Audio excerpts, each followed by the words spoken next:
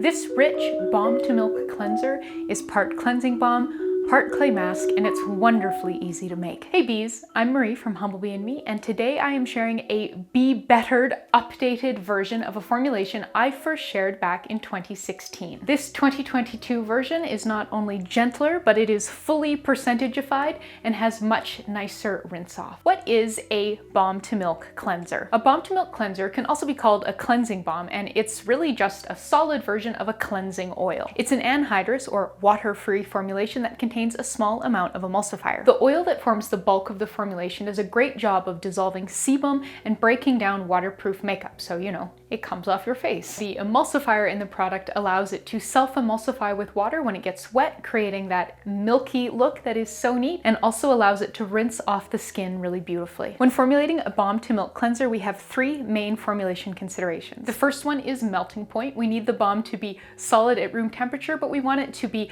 pliable and melt readily and glide across the skin nicely. The second consideration is rinse off. There needs to be enough emulsifier that the formulation rinses off the skin cleanly, but not so much that it leaves the skin feeling tight or dry. And the third consideration is cost. Because this is a rinse off product, we want to make sure that everything going into it is pretty inexpensive, and if it is on the pricier side, we're keeping that at a lower usage rate. If you need to make any substitutions in this formulation, please make sure you are keeping these formulation considerations in mind. I also really recommend reading the full partner blog post for this formulation, which is linked in the description box below this video. The partner blog post includes information on substitutions, scaling, shelf life, links to places to buy all of the ingredients, and a lot more.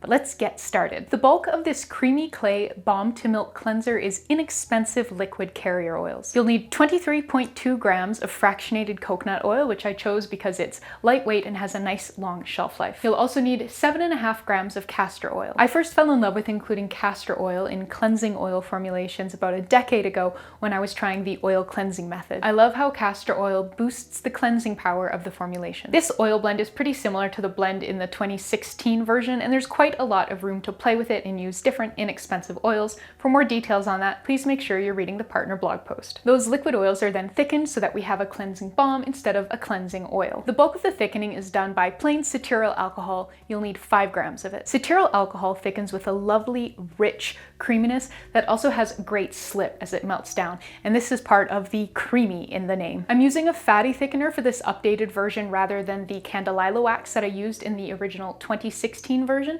because the fatty thickener has much better rinse off. 4 grams of Emulsifying Wax NF gives this formulation its Balm-to-Milk magic. This is the same emulsifier I used in the 2016 version, but I'm using less of it to make for a gentler cleanser. If you don't have Emulsifying Wax NF, please read the partner blog post for some substitution suggestions. A hefty 10 grams of white kaolin clay helps this balm feel really rich and luscious and contributes just a wee bit of mild exfoliation. I chose white kaolin clay for 2 reasons. The first is that it's very silky and soft, and when it gets wet, it becomes nice and creamy. And the second is that because it's white, it really won't make much of a mess in your sink. I don't recommend using bentonite or Rasool clay for this formulation because they're a lot heavier and a lot sandier than kaolin clay is. If you'd like to work in a wee bit of color, I've included some information on that in the partner blog post. Measure these 5 ingredients into some sort of a container that you can heat. I like to use Pyrex measuring cups for this. The thick glass that they're made of means that the formulation doesn't cool down really quickly, giving us time to incorporate the cool down phase,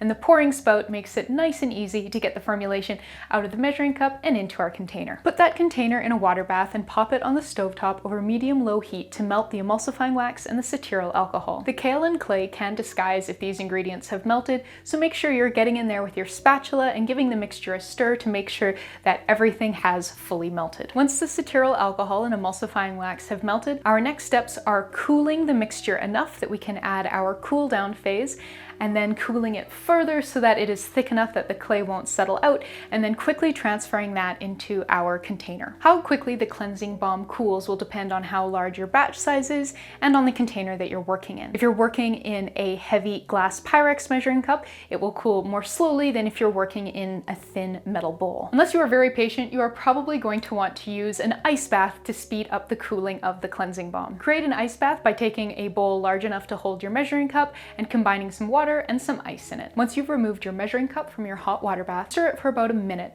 before popping it in your ice bath. Stir the mixture constantly, making sure that you're really scraping down to the bottom of the measuring cup. Do this until you start to notice some soft, solid clumps coming up on the spatula as you stir. Once that starts to happen, you're done with the ice bath. Quickly weigh in 0.25 grams of vitamin E and 0.05 grams of a fragrance or essential oil. And for more details on this, please make sure you're reading the partner blog post. I'm using Brambleberry's Pure Honey fragrance oil, which was a gift. This formulation does not contain or need a broad spectrum preservative because it doesn't contain any water, but it is important that you take care not to get it wet throughout its life, so don't be dipping wet hands into it and don't store it in the shower. If you'd like to incorporate a preservative, there's information on that in the partner blog post as well. Stir the cool down phase into the balm very thoroughly to make sure that everything is nice and smooth. Once the balm has reached a medium trace, so you can pick up the spatula and sort of drizzle some of the balm back on itself and it leaves a trace, quickly transfer that into your jar. This 50-gram batch fits beautifully into a 2-ounce or 60 milliliter container. The one that I'm using here was a gift from Humblebee. Once the balm is in the container, transfer it to the fridge to fully set up,